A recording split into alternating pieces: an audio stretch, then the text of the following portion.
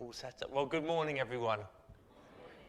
Well, first of all, thank you very much to Doug for inviting me here to come and share my story with you. It's great to have the opportunity. Normally, I would be up on my feet, actually standing to share. Unfortunately, I've sprained my ankle, so I'm having to sit down today. So, but you will have noticed that I'm physically disabled. And being physically disabled, it sometimes gets me into some quite amusing situations. And when I was 17, I was at a school near Bristol for sixth form. And the school, although it was a mainstream school, they had quite a number of disabled people there as well.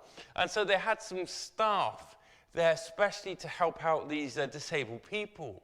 And one of these members of staff came up to me one day saying, we've received something through the post which you might be interested in. It's regional trials for disabled athletics, basically for the southwest of England. And she said, would you like to have a go? And I thought to myself, I've never raced disabled people before. This could be quite good fun. So she's at the event, being the southwest of England, regional trials for the southwest of England. She said it was being taking place in Yeovil, which at that time was about an hour and a half's drive from home. And she said it's taking place in just over 3 weeks' time. So if you want to enter, you need to get your entry in pretty quickly. And so I took the forms home and I thought to myself, I'm not very quick, but I can keep going. So I thought, well, I'll enter the 1,500 meters. I then thought, if I'm going all the way down to Yeovil, what's the point in doing one race? I might as well enter a second race too. So I entered the 400 meters as well.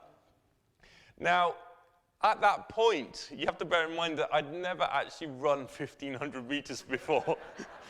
I'd walked the distance, and I'd never run it, but I thought, oh, it'll be fine. I've got good endurance. I can train for it. And so over those 3 weeks, I gradually built up to the distance, and I ran the 1,500 meters twice in practice. And then it was the day of the event, and I arrived in Yeovil. And my name was called for the starting line for the 1,500 meters. And I thought it was going to be like the Paralympics, where they put you into categories according to your disability. No. There were three of us. There was me, there was someone who I think had cerebral palsy, and the other man, he was partially sighted.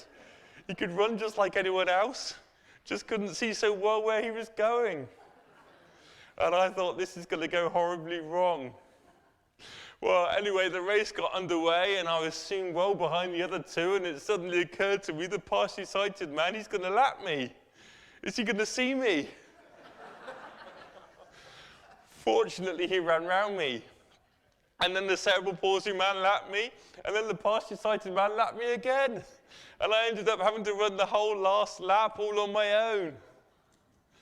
And then I was coming onto the final bend with 200 meters to go, and I heard an announcement over the sound system, can Bart Gee please come to the starting line for the 400 meters?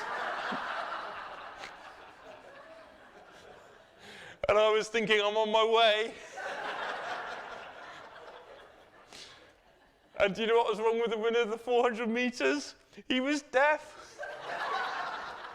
My only chance was that he couldn't hear the gun. I thought, this isn't very fair. I've just run the best part of a mile with my disability, and that was his first race. And the other thing about that race was there were people who came in wheelchairs, I imagine probably to rest their legs. They all got out their wheelchairs, they all ran around to beat me, and they all got back in their wheelchairs again. So anyway, that's one of many stories that I could share with you. But anyway, on to my actual testimony. So when I was 5 years old, I went to a car auction with my family. And Dad and my brother got out of the car. And I was sitting in the car with Mum. And I said to Mum, I want to become a Christian. How do I become a Christian? Because at that age, even with my limited understanding, I had absolutely no doubt whatsoever about God's existence. And so Mum, first of all, explained to me the scripture from John 3:16. I think this will be coming up on screen, which says, for God so loved the world that he gave his one and only Son, that whoever believes in him shall not perish, but have eternal life.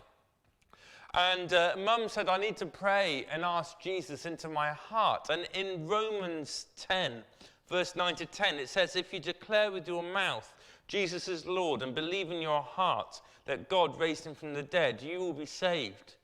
For it is with your heart that you believe and are justified, and it is with your mouth that you profess your faith and are saved. So there in the car with Mum, that's when I made my own personal decision. I invited Jesus into my heart and to be central in my life. Now, I've had the question asked in the past. Obviously, I'm physically disabled. If God is real, if God is a loving God, why am I disabled? Why hasn't he healed me of my disability? And I do believe that God can heal people, but I also believe that God can use people through the difficulty of their situations so that his works can be displayed and for his glory to shine through that person. And another scripture, 2 Corinthians 12, verse 8 to 10, says, 3 times I pleaded with the Lord to take it away from me. But he said to me, my grace is sufficient for you, for my power is made perfect in weakness. Therefore I will boast all the more gladly about my weaknesses, so that Christ's power may rest on me. That is why, for Christ's sake, I delight in weaknesses, in insults, in hardships, in persecutions, in difficulties. For when I am weak, then I am strong. So I was born severely disabled with a rare condition. It's called Arthrogryposis. Has anyone ever heard of it before? No, okay. So it basically means that I've got weak muscles and stiff joints.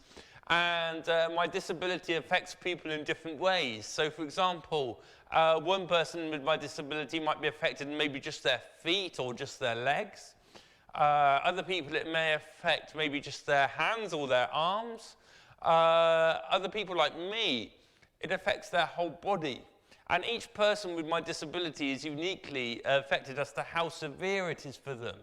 And when I was born, I was really quite severely disabled, and doctors told my parents that I would never walk, that I may never have the strength to be able to sit up on my own without help. And I was just basically given a very bleak outlook. I was given no hope to be able to do anything for myself.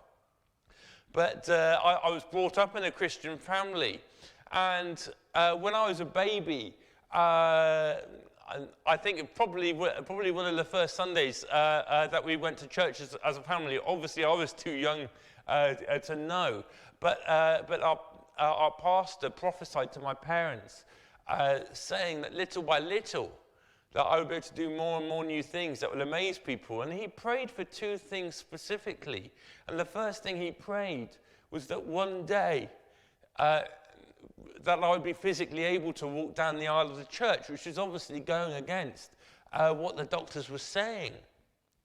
And I was actually able to sit up myself at quite a young age, and to get around, I would literally shuffle across the floor to wherever I wanted to go.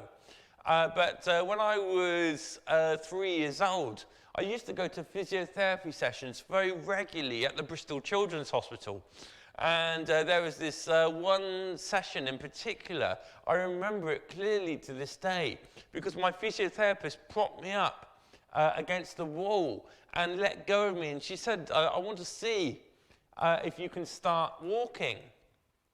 And I tried, and I just couldn't move away from the wall. And I remember at that time, this is why I remember it, because I remember feeling so frustrated. Why can't I walk? I didn't really understand at that age what my disability meant to me. I didn't realize that I looked quite different from everyone else. At that age, I thought having a disability just meant I was slower than everyone else. But then sometime after that, I was around 3.5 years old, and there was one night when Mum carried me up the stairs to go to bed. And again, I remember it clearly to this day, because as we were going up the stairs, I just had this thought in my head that I might be able to start walking. And so I said to Mum, I think I might be able to start walking. Can I give it a try? And so in the same way as my physiotherapist propped me up against the wall, Mum propped me up against the wall, and she let go of me. And I was able to take 3 steps before falling down. And we tried again, and I was able to take 3 steps, and then I fell down. And that, for me, was quite significant, that I was able to take 3 steps, because someone like me who's physically disabled is often referred to as having physical difficulties. And if you take the word difficult, you might think of other words which have a similar meaning, maybe the word hard, or maybe the word challenging. And is there a word that sums up difficult, hard, and challenging? And for me, that word is possible. Difficult means possible, hard means possible, challenging means possible. So for me, just the very fact that I could take 3 steps was very significant, because if you imagine that my first step, I was already leaning against the wall. But then I was able to take 2 more steps, 1 on each foot, unaided, before falling down, which meant that both legs were strong enough to take me, which meant for me that walking was going to be the start of something difficult. It would be hard. It was going to be a real challenge for me. But I still knew it was going to be possible. And so the day after I took my first steps, my parents would prop me up against the wall downstairs, and I'd have to try and make it to the other side of the room. And I'd get part way across, and I'd fall down, and my parents would pick me up, and I'd get a bit further, and I'd fall down. And they'd pick me up, and I eventually made it to the other side of the room. And then I was gradually able to do more each day until I was able to walk in my own way without thinking about what I was doing. Which for me, it was just great, because it meant I had that independence, I had that freedom. I didn't have to rely on anyone else to help me move around. And so then I went to school as I was growing up. I went to school when I was probably about 4 years old. And at school break times, I would go out with my friends to the playground. And I didn't want to watch them play sport or take part in activities. I didn't want to watch from the side. I didn't want to miss out. But because my disability is quite rare, I didn't know anyone with my condition when I was growing up. So if I was to take part in sports and activities, I'd really have to try and adapt and find my own way. And very often I was worse or slower than everyone else, but the most important thing for me was that I could actually join in, that I could actually take part. And so some of my favorite sports I've taken part in were things like running, football, table tennis. I actually had to go at rugby once. Couldn't really catch the ball, couldn't get up off the floor, but apart from that, I think I was okay. And swimming. Swimming was probably one of my favorite sports. And when I was 8 years old, I started having swimming lessons at school. And in my first swimming lesson, my swimming teacher, he put a life jacket on me, and he came in the shallow end of the pool with me, and he said to me, I want to see if you can start swimming. Now, as I said earlier, my disability affects my whole body, so I've got very limited use of my arms and my legs. So, for example, I can't lift my arms any higher than that to actually keep them in the air. I can swing them, but as soon as my arms go up in the air, they just come straight back down, because I haven't got that strength in my arms. But because I had that bit of movement in my arms, it meant I could swim slowly in the water. And so at the end of that first lesson, having seen me swim slowly, my swimming teacher said to me, I'm going to take your life jacket off now, go and swim down to the deep end. And which for me, I think being my first lesson, was a bit outside of my comfort zone. But I made it down to the deep end. And then sometime after that, he wanted to teach me to dive into the pool at the deep end. And most people obviously dive in using their hands first. But I can't keep my hands in the air to do that. So he showed me a different way that he thought would work for me. Where if you imagine that I would have to stand at the side of the pool, and I'd have to fall forwards into the water. And as I was underwater, I'd have to turn and come out of the water on my back. And I was really quite scared about it. I thought, what if I can't turn when I'm underwater? What if I get stuck upside down? And I'd be stood at the side of the pool for 10 or 15 minutes, actually trying to have the courage to dive in, because I was just so scared about it. And I remember one time my teacher was so fed up with waiting for me, he just came along and pushed me in. But I'm so glad that he made me do all this, because it has really opened up so many opportunities for me. And before I carry on with my story, I don't want any of this to sound like, look what I can do, but it's just to show you the miracle that I believe that God has performed in my life. And as I carry on, just bear in mind what the pastor prayed, that one day I'll be physically able to walk down the aisle of the church. And I believe that God has answered this prayer and more. Because as I got older, I was able to progress with my swimming. And when I was in secondary school, I managed to get my 800-meter swimming badge. And then when I was age around 22 or 23 years old, I would swim a mile each week just for fitness. And I was able to do that non-stop. And in 2014, I think it was 2014, I heard about the Sport Relief Swimathon. And they had 3 different distances on offer. And I thought I'll enter the middle distance, which is a 2.5 kilometer swim, so equivalent of about 1.5 miles. So basically half a mile further than I'd swum in one go before. And I thought I'll enter this and just see how I get on.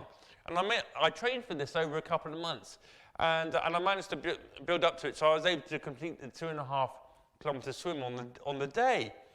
So in 2017, I thought, let's go for the longest swim that they offer. It was a 5 kilometer swim, so just over 3 miles. And if you take your average leisure centre swimming pool, which is 25 meters long, it was 200 lengths of the pool. Now, I knew that this is going to be a real challenge for me, but just the very fact I've got that movement in my arms, which means I can swim slowly in the water, I knew that if I put the work into it, if I trained for it, I knew it was going to be possible, just the very fact I could swim. And so I trained for it over quite a few months, and I gradually built up to the distance. So in my training, I got up to 3.8 kilometers, just because I think that's the Ironman distance for the swim. So I just wanted to do that in my training, just to say I got to the Ironman distance of the swim. But on the day, I actually managed to complete the 5 kilometer swim. It took me about 5.5 hours, and I don't think I'll ever do that again, because I was really tired at the end of it. And then also in 2017, having done that challenge, having done the 5 kilometer swim, someone contacted me because he knew I was into sports and into challenges, and he told me about a triathlon taking place, the first of its kind in the country for disabled people like me to take part in. And I've always enjoyed watching triathlons on television, watching the Brownlee brothers compete, and I thought, this is such a great opportunity for me to give it a go. I thought I would love to try this. And so I thought, well, I'll just enter the longest distance that they offer, just to see if I can complete it, equivalent of a sprint triathlon for able-bodied people. So it's a 750-meter swim in a lake. You'll see it on video in just a minute. It was a 20-kilometer cycle, and I've got very limited bend in my knee. So, for example, my left knee only has roughly a 30-degree bend. So it's not enough to turn the pedals on a normal bike. So I would ride a hand cycle. And then after the 20-kilometer cycle, it was a 5-kilometer run. And because of major ankle problems I've had in the past and having had to have treatment, I'm not supposed to run anymore. So I had to just walk the 5 kilometers at the end, which is probably just as well, because I'd probably be too out of breath from running it anyway. So I actually managed to complete the swim. I remember the time. It was 4 hours, 12 minutes and 47 seconds. And the reason I remember the time is because I did the triathlon then the following year, 2018, and I just beat my time by 16 seconds. Couldn't have got much closer. And I worked out that if I keep beating my time by 16 seconds each year, by the time I'm 100, I should break the 4-hour mark. I actually did this triathlon again in 2019, and I was actually about 7 minutes slower. 2020 and 2021 it was cancelled because of COVID. But in May this year, I actually found out that I could get a new three-wheeler bike adapted to pedal with my legs, because they were able to to adapt the pedals so I could do a much shorter rotation, which meant I've got just enough movement in my knees to turn the pedals. So I managed to get this bike in the middle of May, and I trained. So I did another triathlon on the 20th of August. And because I had this new bike where I was able to pedal with my legs, I actually managed to complete the triathlon in 3 hours and 50 minutes.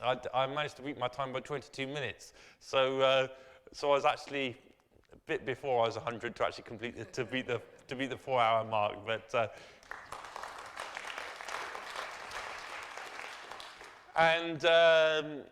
so my aim is just to see if I can beat my time again next year. But I also drive a car which has been specially adapted for me. So most of you will have seen a car with a steering wheel, but I don't actually have a steering wheel in my car. Well, I do, but it's in the boot. So I steer my car with handlebars, just like riding a bike. Again, you'll see it on video in just a minute. I can manage the pedals with my right foot. It's automatic, so I don't need to use my left foot, which is just as well. And then for the horn, the wipers, the indicators, and the lights, it's very different. I've got a head control. So for example, if I want to turn left, I hold the button down for 2 bleeps like this. Bleep, bleep, and off. Or if I want to turn right, I hold it down for 3 bleeps. Bleep, bleep, bleep, and off. And it's just got different functions from 1 to 10. And having this car adapted for me, it just gives me that real independence, because I actually regularly speak all over the country. I get to go to churches, I go to schools, I go to prisons, I go anywhere, I get invited basically. And it just means I can drive myself to wherever I need to go. I don't need anyone else to take me. So at this point, I'm now going to show a short video. This video just demonstrates how I've adapted to take part in some of these sports and activities. This is a turning disability into possibility video. Thank you. Through you, I can do anything. I can do all things. 'Cause it's you who gives me strength. Nothing is impossible. Through you, blind eyes are open. Strongholds are broken. I am living by faith.